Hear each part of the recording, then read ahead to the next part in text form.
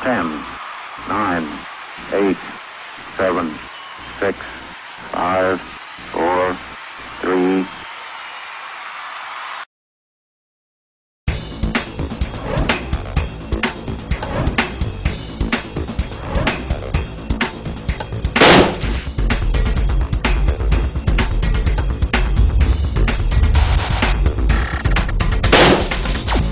Bakit po ito ang napili ninyong negosyo?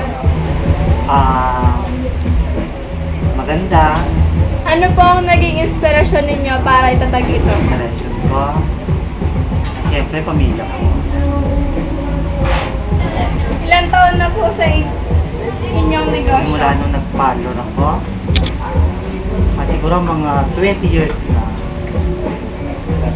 Family car po ba ito or private? Private. May balak pa po ba kayong magdagdag ng sangay ng inyong negosyo sa iba't ibang lugar? Pwede. Ano ba? Malaki po ba ang kinikita ninyo sa inyong pagnenegosyo? Ako din. Sapat po ba ito sa pang-araw-araw niyong gasto? Okay. Meron din po ba kayong nagiging problema sa inyong negosyo? Pwede niyo po bang mabanggit ang ilan Kasi sa mga mahina. dito?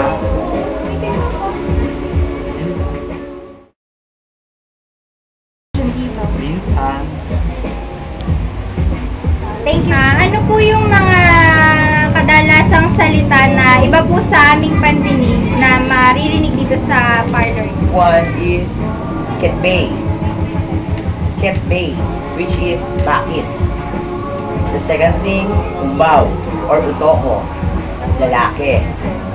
The third thing is muher or babae. Then the last one is kit-kit. Sabihin, masakit.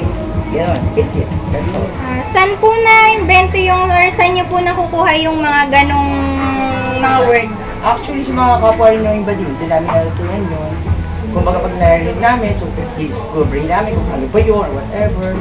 So, kaya natutunan namin yung mga ganun salita.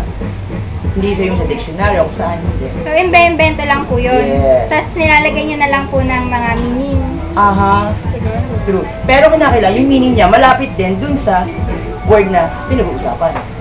Pag po nag-uusap kayo, as in, kayo lang po talaga yung nagkakaintindihan minsan. Pero kung halimbawa minsan, syempre may ibang kaharap na ibang tao yung nakakaintindihan. So, kaya may nagagamitin minsan na nakakahiya naman, di ba? Kaya timano kami lang din siya.